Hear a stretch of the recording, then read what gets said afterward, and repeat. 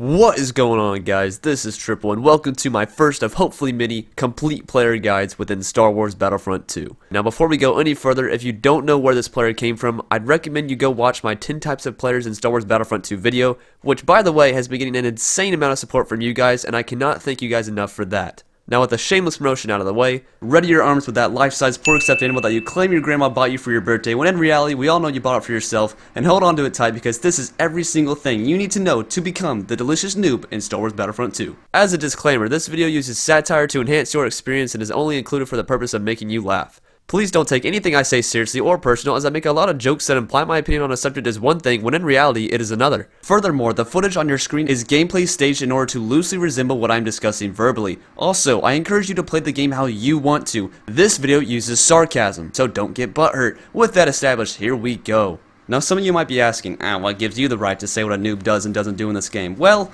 I'm glad you asked. Absolutely nothing. So sit back and relax because as I already addressed, this video utilizes sarcasm. Alright, so according to one of those extra disturbingly bright blue lights in the Jedi Temple's library, the literal definition of a delicious noob is one that engages in online activity yet is so new to the game that he is complete garbage and therefore feeds his opponents on a day-to-day basis. However, don't let this seemingly simple description fool you, as lucky for you, I'm an expert on all the non-textbook stuff. You know, the inside information. So if you've watched the video I shouted out in the intro, then you are aware that when a noob spawns into a map for the very first time, his eyes glow up to unrecoverable measures as he slowly becomes hypnotized by the outstanding scenery this game has to offer. He completely forgets he is in a war zone, and I mean, can you blame him? Look at the detail on those birds. Just look at it. Wow. Now, after a few minutes or so, the noob comes to and realizes the scary reality that he's actually in. There are many things going on within the battlefield that frighten this poor dude's soul. Among these are indisputably the extraterrestrial life. Every time a delicious noob sees any form of life, he has to shoot it. It is an absolute necessity. Now don't get me wrong, I like to shoot these things too because, you know, it's pretty fun.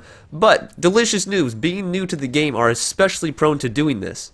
I mean really, put yourself in the mind of a noob. You spawn in, you have no idea what's going on, there's blasters lighting up the sky, starships zooming over your head. The battlefield is a very scary and intimidating environment for the noob to be in. It would only make sense that upon seeing a monkey hop across the map that he would want to shoot at it, because being the noob, he feels threatened and isn't aware that this thing cannot harm him. Now after the noob empties a few rounds into whatever he's shooting at, he typically realizes that they have no hitbox and thus lets it go on its way. But let's get one thing straight, this noob will, and I mean over 9,000%, will be back for more. After all, what else is he supposed to do? Play the objective? Psh. They don't call it the delicious noob for nothing. A noob advancing towards the objective is like dropping a chicken in a pool of piranhas. It becomes a feeding frenzy at every angle the noob tries to attack or defend from. Now despite this harsh reality, if one is to become the proper delicious noob, he must fulfill his destiny, which unfortunately in his case is to continuously feed the enemy team. Now I know this sounds painful, but this is why I have devised a theorem for which noobs can take on this burden in a much more enjoyable and, let's say, beneficial light. I call it the Theorem of Noobs. Very original, I know. Now the root of this theory relies on one thing, and fortunate enough for everyone watching this video, that one thing only takes a partial first grade education to understand: the buddy system.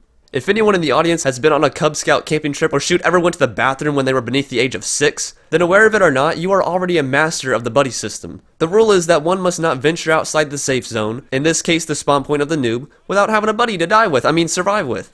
If you are going to become the official delicious noob, you need to have buddies around you at all times, or else you're at risk of falling off cliffs and getting lost in the woods. Rather, the buddy system allows the noob to stay on track with their mission in what is known as noob packs. Now these packs of noobs have one mission and one mission only, and that is to get killed by a Gamma Lab sniffing sweatfest. Although this process sounds straightforward enough, there are many stages which the noob pack undergoes in their journey to becoming free food. To start, the noob must first overcome the challenges of learning the basic controls. Being a delicious noob, you always have a target on your head, forcing you to constantly be on the move as you complete this step. Needless to say, the noob never actually learns the controls. For example, when the noob is trying to crouch while running, all he ends up doing is rolling into trees, buildings, you name it. Once the noob finally discovers he must stop to be able to crouch, it's at this moment he takes one of the greatest advancements of the noob species. That is, he is in the stationary position, also known as camping. It is in this position that the noob will fire his weapon in the direction of an enemy player for the very first time. I know, exciting, right? Now the average noob will likely hit a few shots, miss a few shots. You might even get that one noob player that's a natural and gets a kill before his first death. However, we're covering the delicious noob. This is the guy that would somehow manage to draw a complete outline around an AFK player with his just absolutely mind-boggling bad aim. The delicious noob tries and tries again, but the recoil of his basic assault class starting weapon is just not cooperating with him. Now little does the noob know, he could be advancing his aim 10 times faster if he would simply pay attention to the colors within his overheat bar. Once again, however, this variant of the noob is delicious for a reason, and so if one is to become the official delicious noob, he is forbidden from clicking the yellow or blue sections of his overheat bar, as that would open up doors to an advantage over his opponents, aka this is against the moral code of the noobs. Now with the noob's mind clustered with messy ideas on how to work the controls, the pack must now choose its route to which they will continuously push death after death after death, and I mean this with great emphasis. If any type of player has the most persistent game style, it's the delicious noob. If this player deems a hard left flank route to be the best way to advance on the objective, then in the name of noobology, he is going to drill that path spawn after spawn until he either stops to shoot at extraterrestrial life or the match ends in defeat. Now after his first match of Galactic Assault, the noob gets bold and wants to venture into different game modes.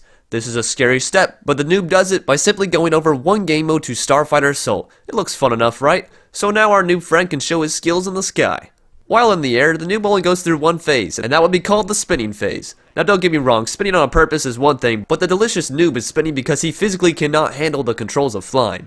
After a few meaningless deaths, the noob will likely consult the control settings screen, to which he will only make matters worse. If he manages to get a hold of the controls, it's at this point that the noob actually tries to find the objective. If he happens to find the big starship, he'll likely migrate to that, but if he's truly the delicious noob, he'll likely just shoot at a few red squares and run into a lot of buildings until he gracefully quits the match and moves down the list to heroes versus villains. This is where it gets fun, as we all know.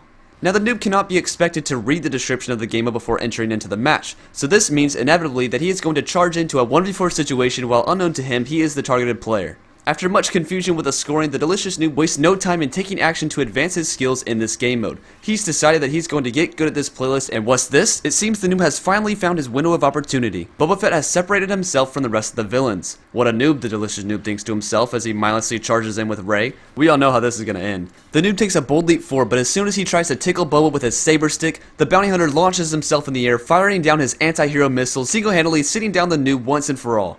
It's at this moment that the noob becomes a rage monster, quits the match, and determines that is the last time he will play anything but Galactic Assault ever again. Which is unfortunate, because Blast and Strike are actually pretty fun if you give them a chance. But with that said, I just taught you every single thing there is to know about being the delicious noob in Star Wars Battlefront 2.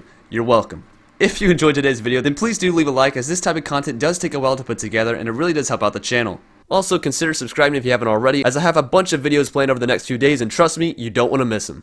Be sure to let me know down in the comments below which type of player from my 10 types of players in Star Wars Battlefront 2 video you would like to see me do next, as I will not be hitting them all, but rather I'll do the most demanded. With all that said, more content is on the way, thanks for watching, and I'll see you guys next time. Peace.